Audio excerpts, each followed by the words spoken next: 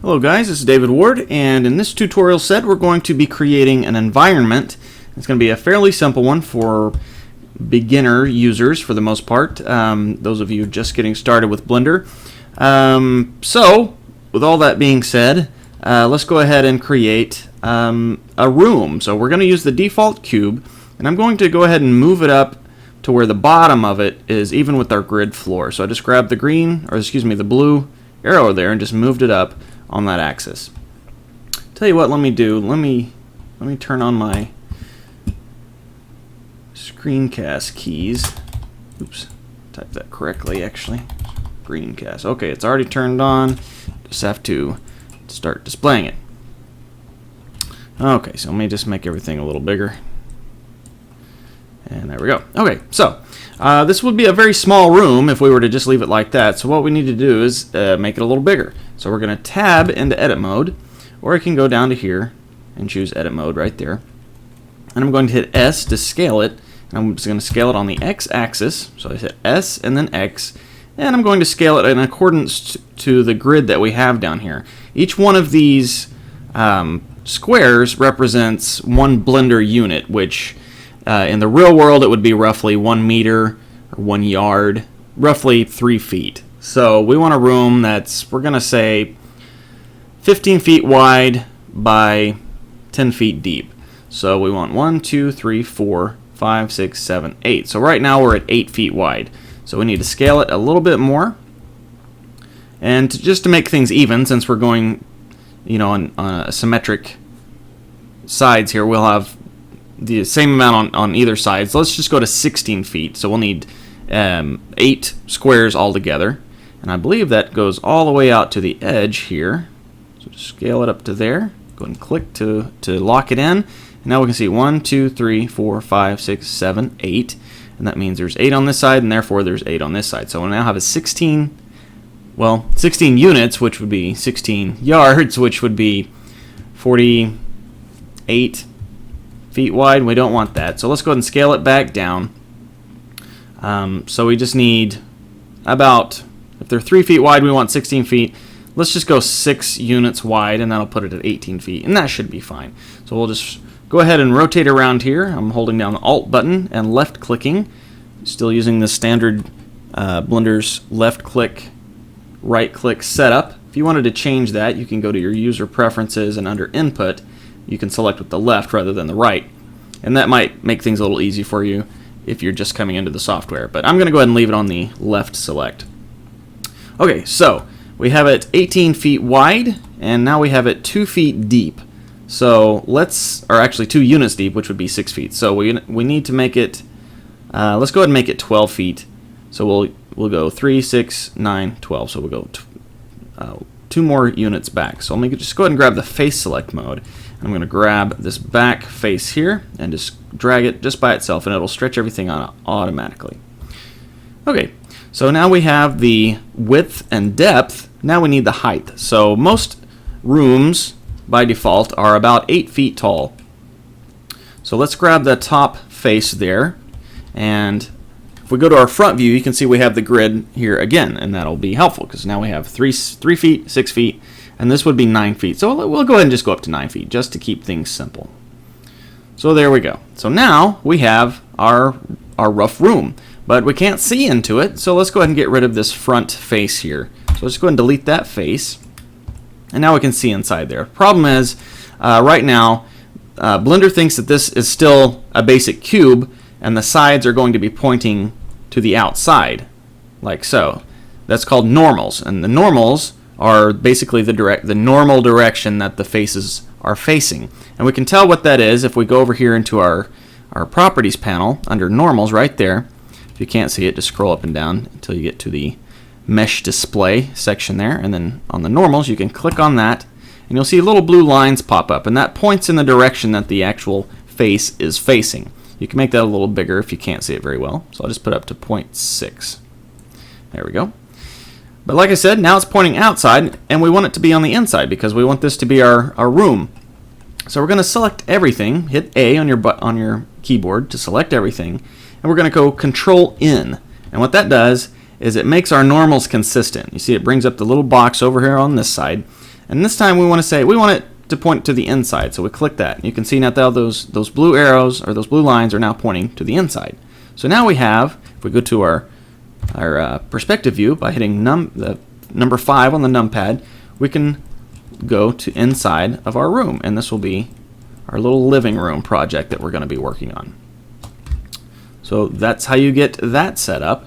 Now we'll go ahead and start working on some furniture. So let's go ahead and tab out of edit mode, and let's put this room on its own layer for now. Kind of like in Photoshop, we're going to just put it on a different layer so we can turn that layer off and kind of work just freely without having to worry about the walls or ceiling being in the way or whatever. So the way you do that is you hit the M button on your keyboard, and it brings up the Move to Layer. And I'm just going to move it down to this bottom left layer here. So you see it disappeared, but now down here you can see this is your layer selections. Right now we're in the first layer, but there's nothing there except for the default camera and light bulb thing there, light source, and the default grid, but that's kind of in every layer. It's just a background for the 3D viewport. But down here you can see that there is now an orange yellow dot there. That means there's something there, and that something is selected because it's orange. That means that the thing in that layer is selected. So if we come in here to that layer, you can see it's still selected. If you hit A to deselect everything, it's still orange, but that just means because that's what layer we're in. So if we come back up to here, okay, it's still orange, but that just means that was the last thing we selected. So if we come back to our first layer, let's go ahead and put our 3D cursor right back in the center of our viewport. Shift S, cursor to center. And now we're going to add another plane, or excuse me, another cube. Shift A. We're going to add a cube, and we're going to turn this into a couch, a sofa, or as my grandmother called it, a divan. So we'll need to modify this, but now, like I said, since now this cube is selected in this layer, the orange dot disappeared off of that one. Now it's just a gray dot. The gray dot means that there's something on that layer. It doesn't, if it's not selected, it's just there's something there. So that'll help if you're like, what layers do I have anything on? Okay, there's one here on this layer, and then there's something on this layer. So there we go. So now let's go to our top view, hit the 7 button on your numpad, and we'll go back to our orthographic view, which perspective view is just that. It has perspective. Things get smaller the further away they go. You can see the cube here kind of tapers down right there. That's because the perspective is getting further away and therefore appears to be getting smaller. But if we want to work with mathematical correctness, we hit the 5 button again, and that puts us into orthographic view. You can see what view you're in right up here in the top left, user orthographic. So if we go to our 7 button, we're still in the orthographic view, but now we're in top. So if we hit 5, we'll be in top perspective. So I want to go into orthographic, and we're going to turn this cube into a couch. Now, I'm going to show you a different modifier on this one. This is going to be the mirror modifier. And this will be handy for not just building a couch, but for building anything that has symmetry to it.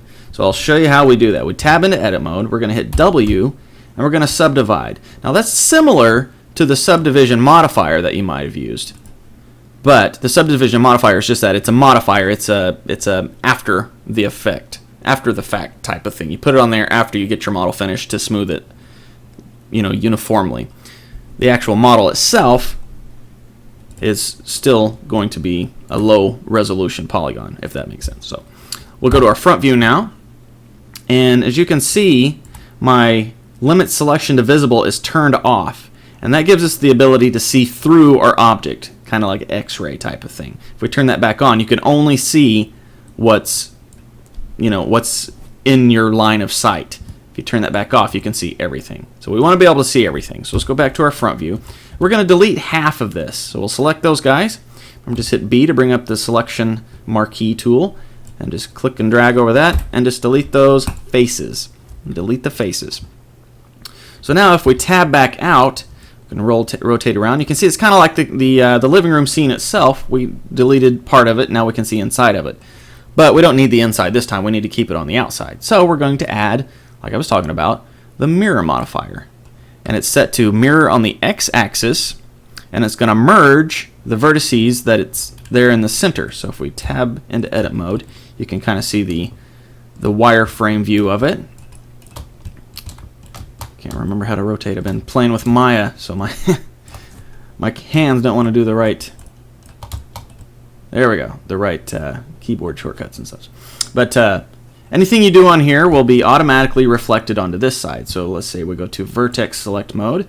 If we select these vertices here and move them in, you can see they automatically move on the other side.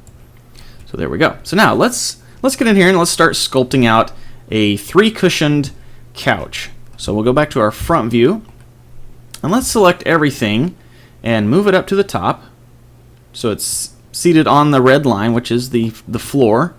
So the same line that the grid floor is on, which would be the same line or the same area that the floor of the living room is going to be on. So we'll go back to our front view. And now one thing to keep in mind with the mirror modifier is as long as the center lines are touching, once you apply that mirror, those will be merged together. But if you move it apart, they won't be merged together. So let's undo that. And the way to keep them from moving apart is to turn on clipping. So if we turn on clipping and we move these, they stay stuck, they stay glued together there in the middle. And those will always merge together when you get done. So clipping is good unless you're messing with something and you don't want it to, like for example, say we wanted to add, let's go back to our face select mode. We wanted to add some like rabbit ear shapes. And so if we hit E to extrude out, since that clipping is turned on, it's still keeping that center glued together. But say we don't want that. We want, like I said, like rabbit ears. So we undo that, and we turn clipping off, and then we extrude. You can see that they're nice and separated. So that's the difference between keeping clipping on and keeping it off. So let's go ahead and undo that. We're going to keep it on this time because we need everything. We don't need rabbit ears or anything like that. We need everything to be symmetrical. So back to our front view. Let's select this whole, actually let's go to Vertex Select mode. We're going to move all of those vertices down. Go ahead and grab this guy, flatten him back out. I'm scaling it on the Z-axis, 0%, so that flattens it out. I'm going to go ahead and flatten the side out again, SX, 0. Scales it on the X-axis, 0%. And let's go to our side view. Okay, everything's still straight there. So let's just move this side out. Remember, these units are roughly 3 feet long, so a 6 feet long couch is fine. So we'll just leave it as is. But we just need to make everything a little smaller, so let's bring everything down. Okay. And let's say about 2 feet tall will be the seated area. And this will be the, you know, where the legs and stuff start. So we'll go ahead and move that up so we can actually put some legs on it later. Okay, let's go to our side view, and we don't need it 6 feet deep, so roughly 3 feet deep. So let's just move that to about the middle of the unit right there. You can kind of see, if you zoom in, you can see that it also has division units. So we want to divide that up to its middle. So we're in the middle of this one and the middle of this one, so that basically gives us 3 feet of depth. So that's good. So let's move this center line back. This is going to be where the back part of the couch starts coming up. So, okay, good to go. Let's go back to our front view, and let's add a loop, Control R, and we're going to move that in to about right there. You can line it up with this line here. So we'll have the middle cushion will be a little bit more narrow than the other cushion. Well, no, take that back. Pardon me. We're going to put arms on here, so we'll go ahead and add another loop here. And the arms, looks like we need to bring that just a little bit to line it up with that line there. So the arms will be right here, then we'll have a cushion here, and then this will be a half of a cushion, and we'll come up here. So let's go ahead and add another loop here, just so all the cushions will look the same. They'll have a line down the middle as well. Okay, so let's start building those cushions. We're going to grab our face select mode, and let's start with the middle one. We're going to just hit E to extrude, and just drag it up just a little bit. And then we're going to scale it down a bit on the X-axis. Let's go 0.95. So just type it in on your keyboard, on your numpad. So we'll do the same thing on this guy here. E to extrude, and then just type 0.95 on the Z. Actually, oh, that was scaling it. So let's escape out of there, undo. So we're not extruding anymore. Then we'll go to our side view, and let's extrude one more time again. Extrude it up until it's even with You can see that orange line coming up. Extrude it up until it's even with the other top of the cushion. So there we go. So now it's nice and even. Now if we go SX 0.95, it'll be the same width as the original cushion, or the first cushion. So now we will merge the armrests and the back together. So we're going to select the armrest top face there, and also the faces along the back. So now we'll extrude, and we'll drag that up quite a bit further than the cushions. So maybe about right there. Let's go to our side view and see where we're at. Let's drag that, let's go up to that line there. Okay, and then we will go ahead and make the back come up a little bit further.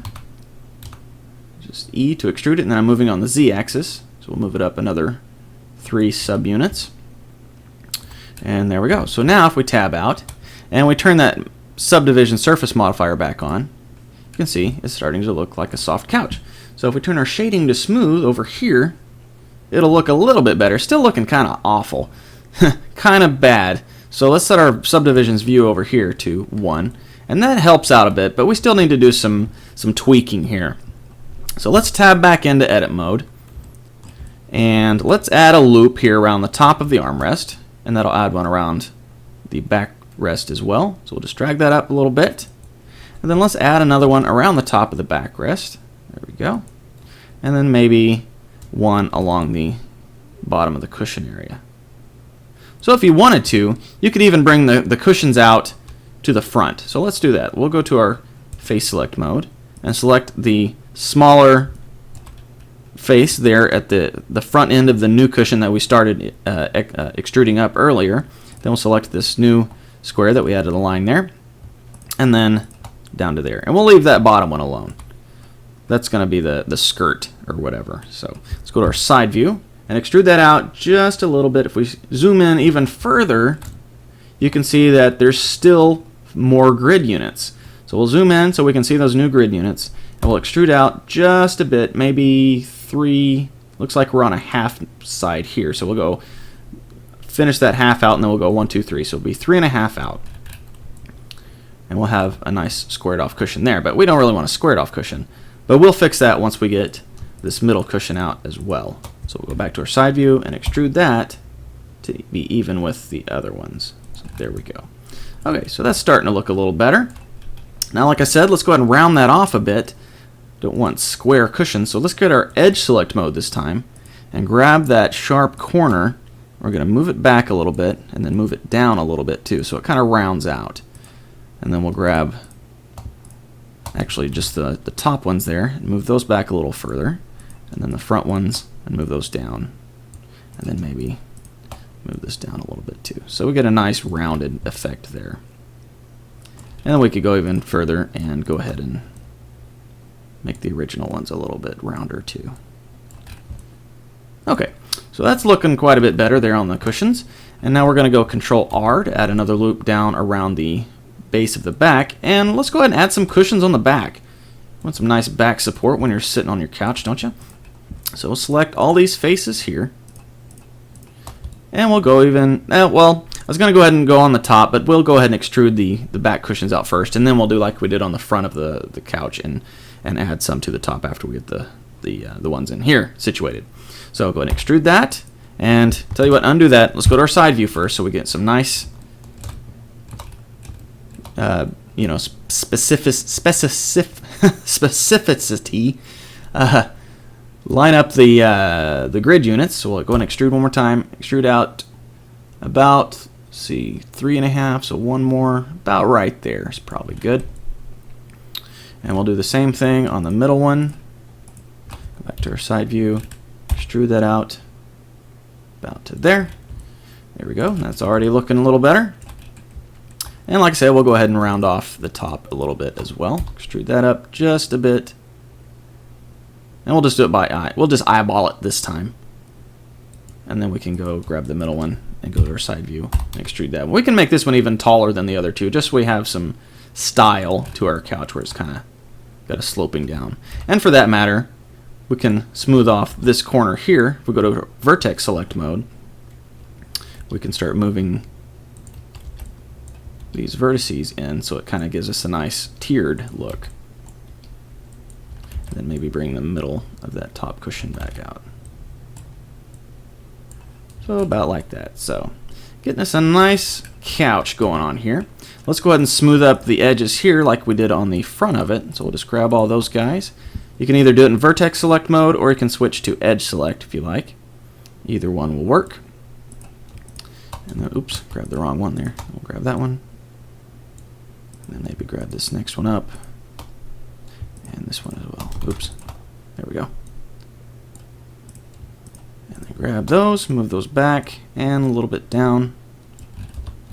And that's a little bit better rounded. Okay, so that's looking okay. Looks a little weird back here in the pockets. So let's fix that a little bit. Let's get our Vertex Select mode, and tell you what, let's actually use our Face Select mode, and let's select that bottom section, or actually the section between the seat cushions and the back cushions. So it'll be this face back in here. So we'll just hold down Shift and select all that, and then we'll scale that on the Z-axis so it makes it a little smaller, and then maybe even drag it down. So about like that. So that looks a little better. Okay, so now our chair arms are looking a little, or our couch arms are looking a little weird. So let's add a loop vertically over here to the side on that one, and then we'll add one on the outside as well. So we'll drag that over. And there we go. So let's add a little bit more fanciness to it, since we kind of added some roundness to the top. Let's have the arms come out just a little bit towards the front. So we'll select all these front guys here. Just make sure you're selecting the correct ones. And then these two. So then we'll select all those. So it's the one, and then it's kind of its frame around it. So we'll hit E to extrude and just kind of bring that out a little bit on the default line. And then we'll go to our side view. And let's scale that a little bit smaller vertically, and then we'll drag that back up.